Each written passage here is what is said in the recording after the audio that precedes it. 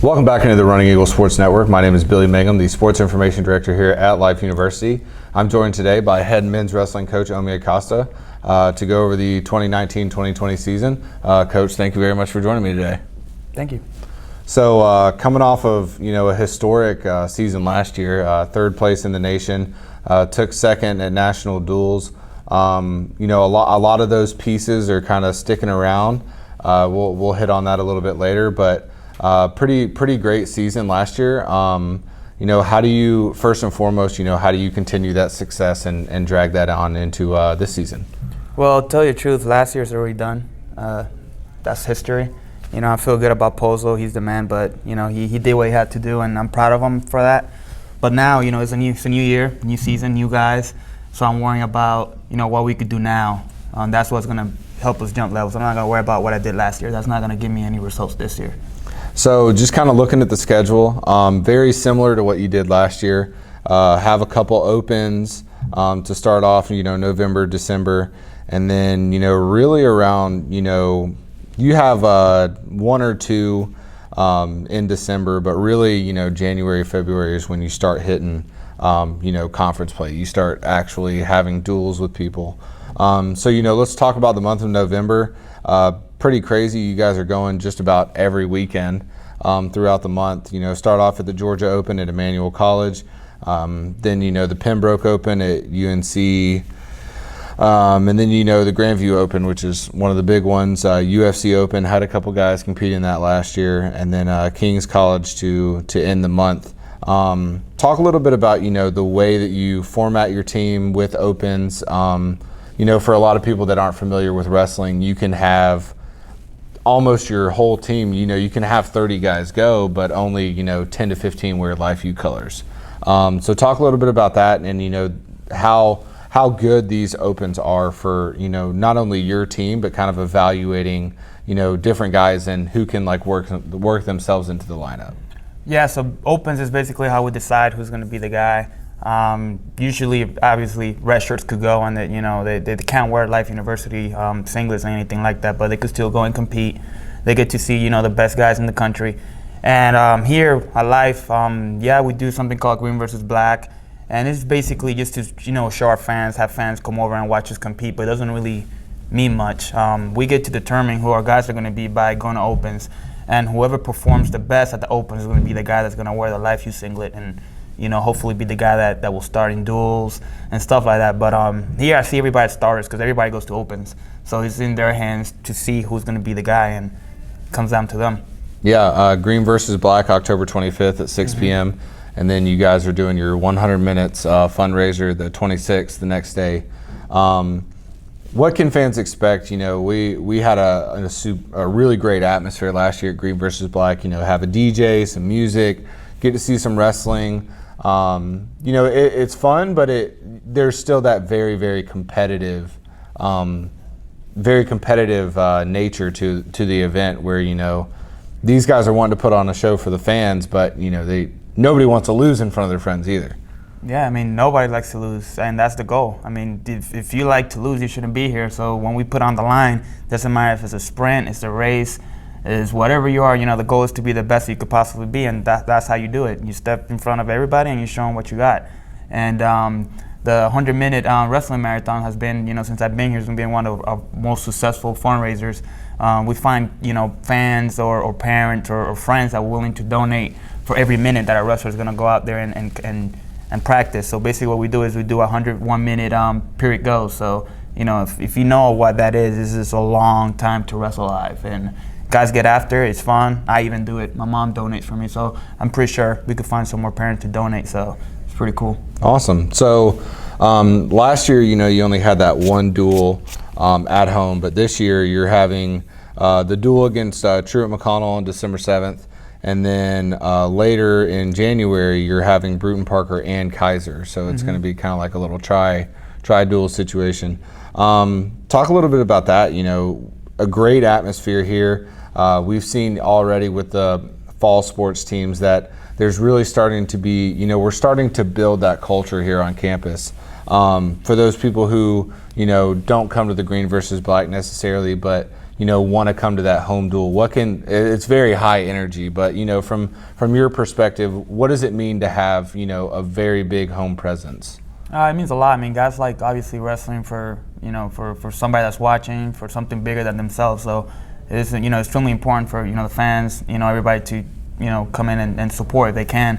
And usually when you have a good crowd and you wrestle, you compete better, and it makes it a better atmosphere for for the fans and for the guys going out there and competing. So it's going to be a great event. So December, you guys kind of slow down. November is very, very heavy with the opens. December you got the Smoky Mountain duels, and then you travel to Huntington to play Huntington and Thomas More. Then we kind of have that break, and then the first thing you come back in the 2020 year, the NWCA National Duels. Talk a little bit about, that's a 2-day event for people that aren't familiar, but that's a national championship caliber. You're getting people's bests. Took second there last year, had quite a few upsets, and that kind of rocketed us up in the polls. What kind of an atmosphere can not only your athletes but fans and spectators expect at NWCA National Duels? Yeah, like you said, in the month of December, in the beginning we have a couple duels. We have the Smoky Mountain duels, and then we have another duel at Huntington. That's just gonna get us ready, to be able to compete in our duel and figure out like what holes do we have or how we could fix our duel team.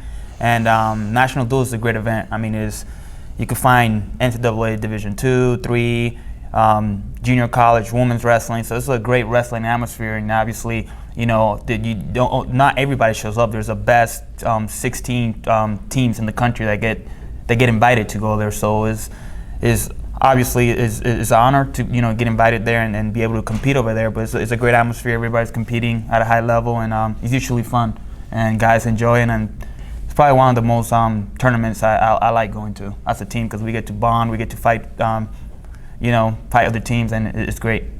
Yeah, and as you mentioned, top 16 teams. Very good. Congratulations on kind of bolstering yourself up there. You and your program to, we are in that conversation in the NAIA for one of the top men's wrestling programs. So do that in January. Then you have a SEU Kaiser duel. Then we host Bruton Parker and Kaiser, as I mentioned. Then you travel to Cumberland, and Cumberland is a tricky team. Mm-hmm. They've got a couple weight classes where they can really get you. And then February and March, that's championship time. That's when you want to be primed. Go to the Cumberland Open, Mid-South Conference Championships. Those are throughout the month as well. So talk a little bit about that. How the Mid-South is so strong wrestling. It had a couple national champions in the conference alone. I feel like most conferences, outside of one or two, you pretty much know who the team is. There's usually one team that you're like, okay, those are the guys to beat. But in the Mid-South, you're going up against the number one nationally ranked guy. You're going up against top 10 opponents at the conference tournament just to get there. So talk a little bit about the strength, and what is kind of the general strategy going into a strong Mid-South conference this year. Obviously, Mid-South, in my opinion, is probably the toughest wrestling conference in the NAIA. Every team that we have there, competes really well, and they have All-Americans and qualify a lot of guys to nationals. But there's no strategy. The strategy is hard work. I mean, we just have to find a way to outfight everybody, and if we do that, we're going to be all right. That's the strategy that I have. So national tournament beginning of March. Is it still in Des Moines? Or no. It's switched. It's in Wichita, Kansas. Okay. Fun trip. I was privileged enough to go out there with you guys last year. But that is a completely different atmosphere. Mm-hmm. Hopefully you guys get to experience that this year. So we've gone over the schedule. Tell us a little bit about your team. Who do you have returning that you think is going to make an impact? Who are some of your guys that came in that you want to talk about? But just give us a general layout. I've come by practice a couple times, and they're really getting after it, and you're kind of building an atmosphere where you have to coach, but there's so much competition that they're going to push themselves even farther. Yeah, we got some tough guys. We got Randy McCray coming back, returning national runner-up. We got Diallo returning All-American. We got Aussie Lay. He wasn't able to wrestle at nationals, but he's back. We got Sid. We got a whole lot of guys, that are back, that are ready to step up. But the cool thing, like you said, is there's guys, like if I'm not recruiting a better guy in every weight class every year, I'm not doing my job. So each weight class is going to be filled with 4 or 5 guys that are going to go out there and be ready to compete, and that's the goal. Here, if you start here, you're a tough dude. You're a bad dude if you start here, just because of the room, and that's how guys get better. Surrounding themselves with great people that want to do great things, and if we do that, I think we're going to be all right. Yeah, I think it kind of reminds me of the the old saying, iron sharpens iron. If you want to get better, you've got to put yourself in the stuff sometimes. So we've kind of talked about it a little bit. The whole get better mentality. But how do you feel that in your couple years here, how has that culture kind of evolved into where it is now, where it is super competitive? When I first got here, life obviously had a wrestling program. They're okay, but I don't like being okay. Being average is is not what it's all about. I don't coach to be average. And another thing too is when I first got here, they're worrying about rankings, about winning, and all that stuff. We don't worry about winning now. We worry about competing. We're worrying about outworking our competition, and that will carry on to not just in wrestling, will carry on to everything else. Since we've been here, our grades have gotten better. We keep getting better. It's not going to be a super drastic change where just everybody in the team is going to be a genius, but we're making strides to be where we need to be. And like I said, guys are getting better. They're living their right lifestyle, and they're buying into the lucha mentality, and that was all about. We don't worry about winning. We're about what we can control, and that is competing, showing up to class, committing, and caring about what we do. Definitely. I think that says a lot about the character of you and the men that you coach.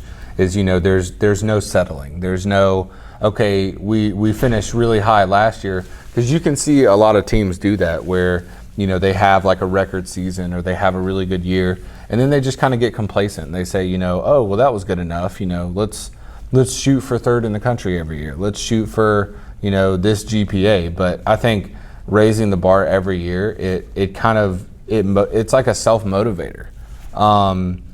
But yeah, you said it, the whole lucha mentality. For people that aren't familiar with you or your program, what does that mean? Lucha just basically means outfighting, max effort. It means to commit to why you started. It means to being the best version of yourself. Lucha is just a Spanish word that means fight, and I just, made it my own, and I adapted it, and I keep repeating it.